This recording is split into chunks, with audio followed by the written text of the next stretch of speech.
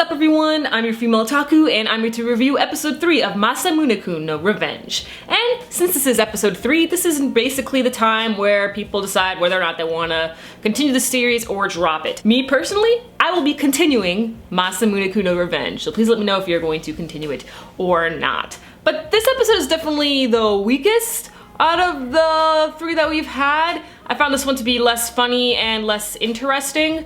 But that's fine. I mean, the first half of the episode was my favorite. The second half I thought was a little slower, but it's fine, it's whatever. I still enjoyed it nonetheless. And with the first half of the episode, Masamune and Aki make a bet, because Yoshino isn't very good at her studies, and neither is Masamune's friend, and there's a rumor going around that if one person fails, then the entire class has to take remedial classes over the summer. So if Yoshino gets a higher score than Masamune's friend, I think his name is Kojuro. I'm probably wrong about that, but they don't say his name too much, but I think his name is Kojuro.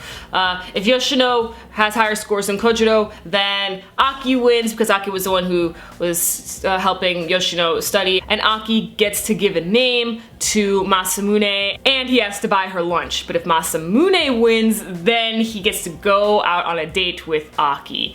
It sort of ended in a draw since Aki wasn't able to show up during the test, and Masamune thought that they were trying to sabotage him by giving him laxatives, but turns out Aki wasn't even there in the first place, so you know, he didn't know that, so they already basically won, and Masamune's mom gave him a bad lunch, so that's why he was feeling, you know, not well, and ultimately ended up putting him in the supplementary classes along with Aki, and he was willing to accept that as a date, but Yoshino had other plans in mind and decided to set them up for a date and plan the entire event.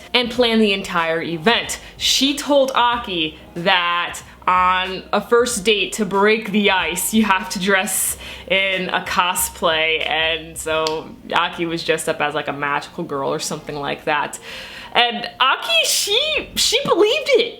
She believed it and she was flaunting it. She was just still like, ha, oh, you mean you don't know the basic rules? I thought you were experienced. And it's just like, she's actually going with this, like, okay. But later on, at the end of the date, Masamune decides to confess to Aki, saying that that's not really how it is, about the whole cosplay thing.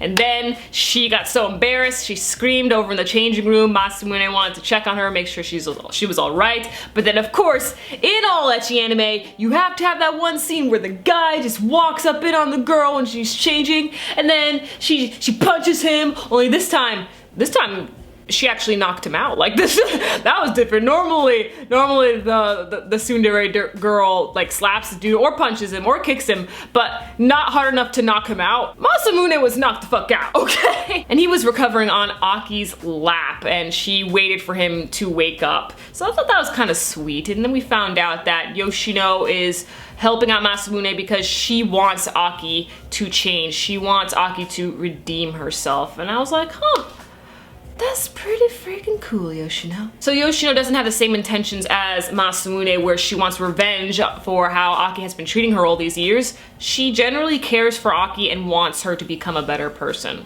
And that was this episode. So let me know your thoughts on it, and catch me tomorrow as I review Fuka, yes, sticking with Fuka apparently, Yojo Senki, Blue Exorcist Kyoto Saga, and Showa Genroku Rakugo Shinju Sukuroku Inu. I'm your female otaku, sayonara.